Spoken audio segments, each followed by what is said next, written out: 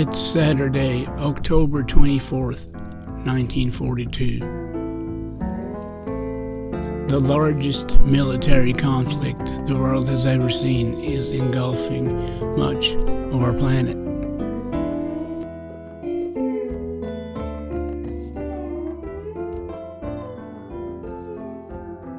The newspapers around the world are filled with accounts of horrific events unfolding on war fronts spanning from the Arctic Sea in the north to the Philippines in the south.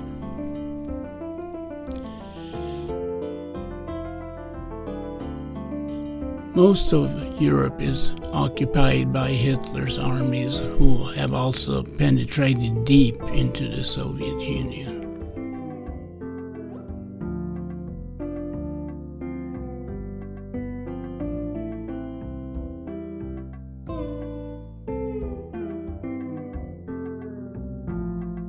In North Africa, the Second Battle of El Alamein is underway.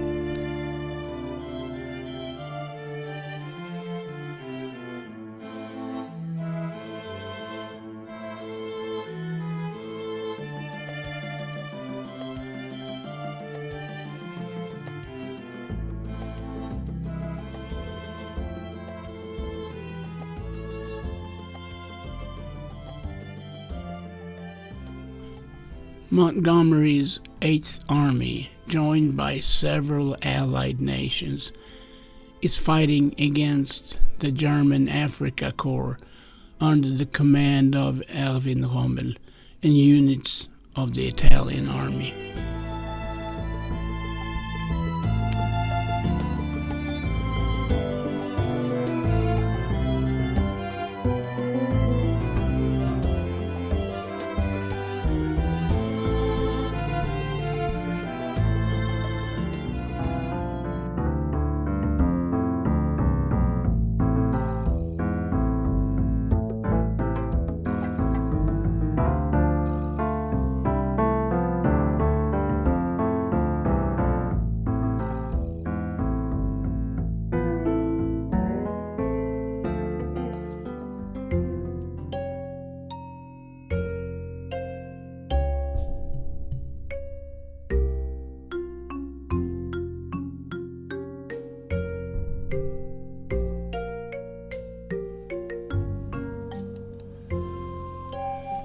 In the Pacific, the Empire of Japan is fighting the combined forces of the United States, Great Britain, Australia, and New Zealand.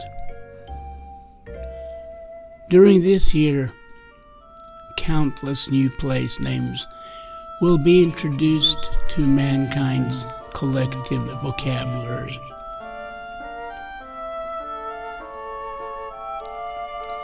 Lidice, Stalingrad, Tobruk, and Midway are but a few.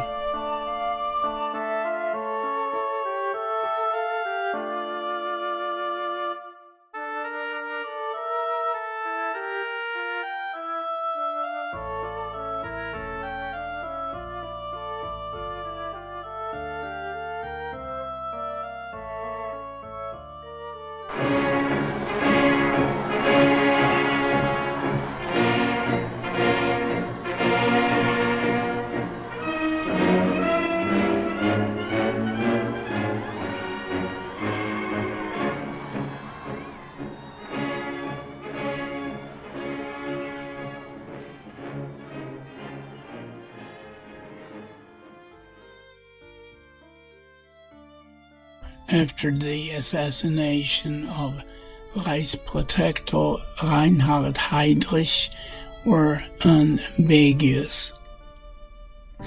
Execute all adult men from age 14 and up. Transport all women to concentration camps. Gather the children suitable for Germanization and then place them in SS families in the Reich, and bring the rest of the children up in other ways, burn down the village and level it entirely. As a reprisal for the assassination of Reichsprotector Heydrich in the late spring of 1942, all male individuals over 14 years of age in the Czech village of Lidice were rounded up and killed by SS police and security service members. The date was June 10th, 1942. The shootings started at 7 a.m. and continued throughout the afternoon. By the end of the day, Lidice had effectively been demolished and burned to the ground. All that was left was a devastated community of women and children grieving the deaths of 173 fathers, sons, brothers, cousins, uncles, and grandfathers. If future generations ask us what we were fighting for in this war, we shall tell them the story of Lidice. Frank Knox, Secretary of the U.S. Navy.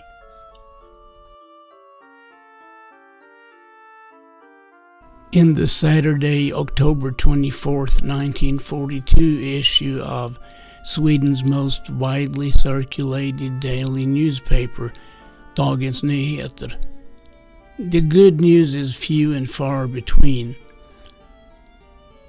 The main focus is obviously the global world war with all its bloodshed, destruction, and human suffering.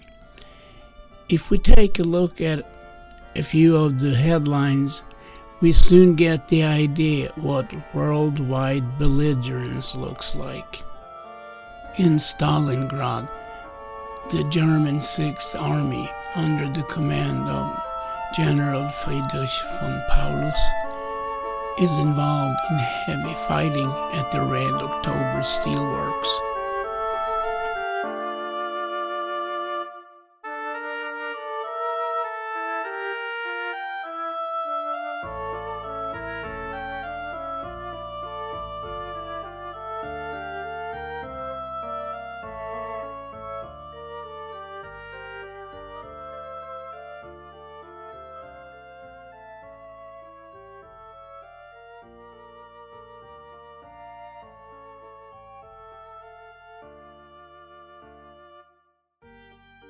Die Schlacht um Stalingrad.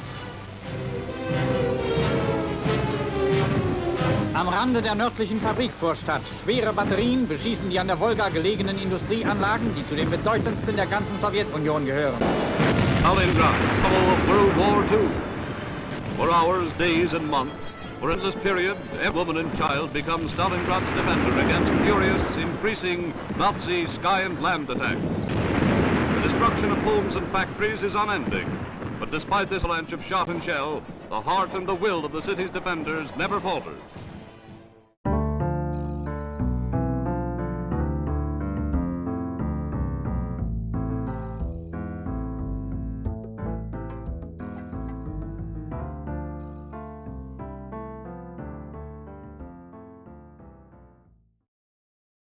The British Royal Air Force is carrying out the heaviest bombing raids so far in the war over Italy, with special focus on attacking air and naval bases in Genoa, where large forces destined for the North African campaign are gathering.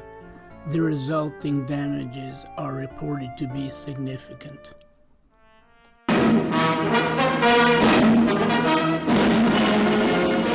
We present special pictures taken by RAF cameramen during the recent series of attacks on Genoa by mixed concentrations of our heavy four-engine bombers. Striking evidence of the havoc wrought on the Italian port is dramatically portrayed in a photographic record taken on the night when Halifaxes with Lancasters figured prominently in the raid. A round flight of 1,500 miles and a double crossing of the Alps. You're looking down now from the Lancaster, which obtained these remarkable shots by the light of flares dropped by the leading aircraft over an already heavily battered target. This is the bomb aimer's view of Genoa at the very height of the raid. At first sight, it may appear an unintelligible mass of flashing lights. To the lay mind, we're setting out to explain the difference between the clumps of flares hanging like giant chandeliers and bomb bursts, and how to recognize HE and firebomb searchlights. Lacking in food and ammunition, General Wainwright and his 70,000 American and Filipino soldiers surrendered the Bataan Peninsula to the Japanese commander Homma on May 6. The Allied prisoners suffered greatly, and many succumbed during the infamous 66-mile or 106-kilometer long sweltering ordeal we now know as the Bataan Death March.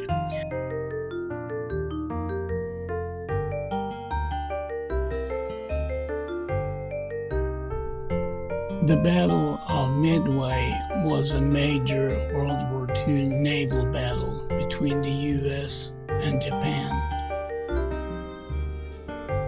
Japanese naval forces under Yamamoto Isoroku sought to seize Midway Island by engaging the numerically inferior U.S. Pacific Fleet. U.S. intelligence had broken the Japanese naval code, and the U.S. prepared for the assault by mobilizing about 115 land-based aircraft as well as 3 aircraft carriers. The fight ended with a U.S. victory, and the Battle of Midway is considered one of the important turning points of World War II.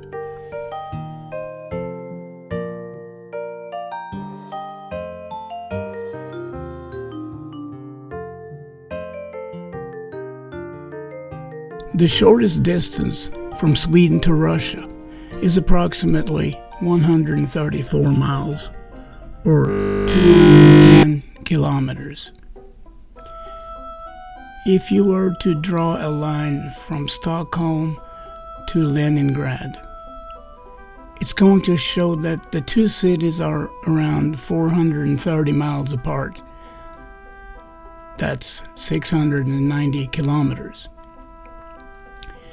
In October of 1942, the city of Leningrad had already been encircled by the German and Finnish armies for well over a year. The suffering that Leningrad's population was subjected to is impossible to fathom. This human tragedy was to last for almost 900 days, from 1941 to 1944, with the loss of over 1 million lives. Some estimate are as high as 1.5 million lives. The event is known forever as the Siege of Leningrad, one of history's darkest moments. Starvation, cannibalism, constant artillery fire, and aerial bombardment, ice-cold winters in unheated homes. There were many ways to die in the city that bore Lenin's name.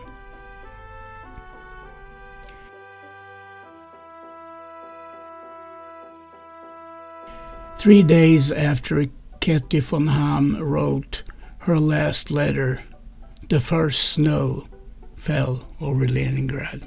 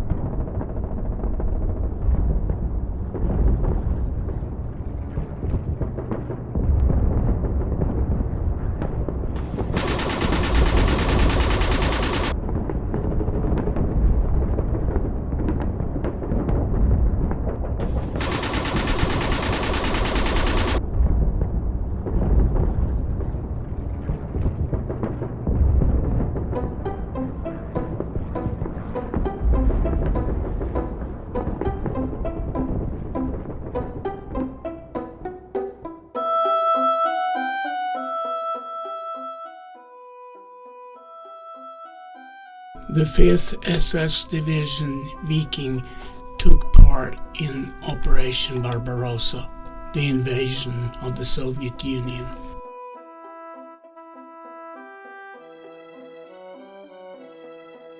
The Viking Division attacked through Galicia, a region that included what is today the western Ukraine and eastern Poland.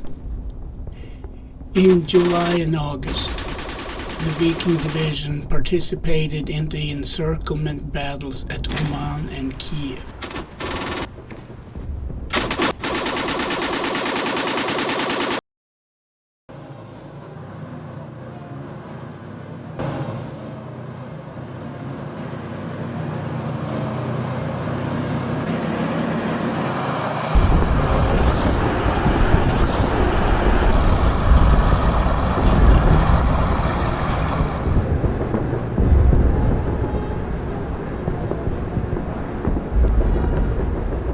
Estimates vary with regard to the number of casualties sustained at the Battle of Stalingrad, but somewhere around 850,000 German and 1.2 million Soviet soldiers are thought to have perished, along with up to 40,000 civilians.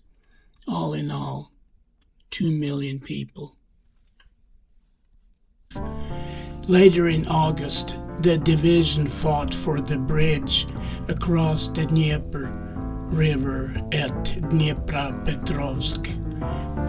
Finally, the division took part in the heavy fighting for Rostov-on-Don before retreating to the Meuse River line in November to hold.